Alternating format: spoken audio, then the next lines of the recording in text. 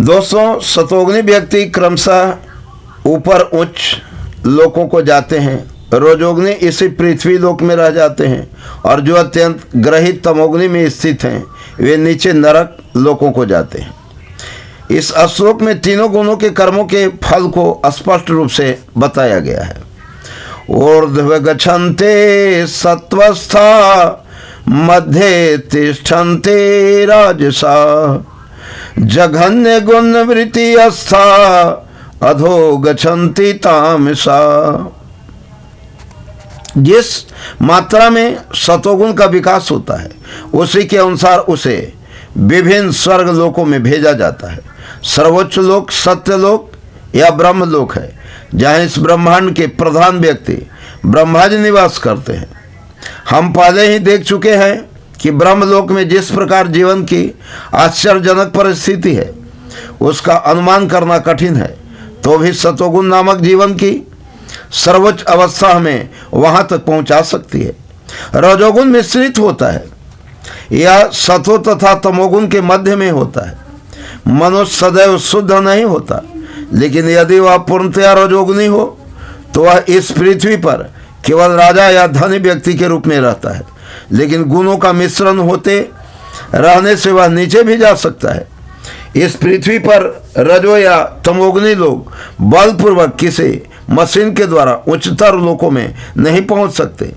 रजोगुण में इसकी भी संभावना है कि अगले जीवन में कोई प्रमत्त हो जाए। यहाँ पर निम्नतम गुण तमोगुण को अत्यंत ग्रहित जघन्य कहा गया है। अज्ञानता तमोगुण विकसित करने का परिणाम अत्यंत भयावह होता है।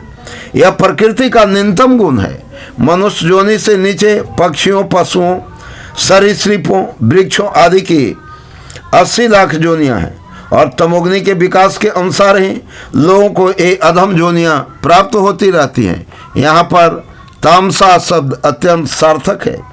यह उसका सूचक है जो उच्चतर गुणों था ऊपर न उठकर निरंतर तमोगुण में ही बने रहते हैं, उनका भविष्य अत्यंत अंधकारमय होता है। तमोगुनी तथा रजोगुनी लोगों के लिए सतोगुनी बनने का सुअवसर है, और यह कृष्ण भावनामृत विधि से मिल सकता है। लेकिन जो इस सुअवसर का लाभ नहीं उठाता वह निम्नतर गुणों में बना होता है।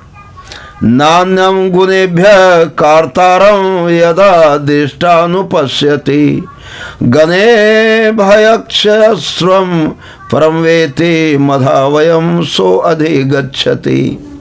जब कोई यह अच्छी तरह जान लेता है कि समस्त कार्यों में प्रकृति के तीनों गुणों के अतिरिक्त अन्य कोई करता नहीं है, और जब वह परमेश्वर को जान लेता है जो इन तीनों गुणों से परे है, तो वह मेरे दिव्य स्वभाव को प्राप्त होता है, ऐसा भगवान कहते हैं।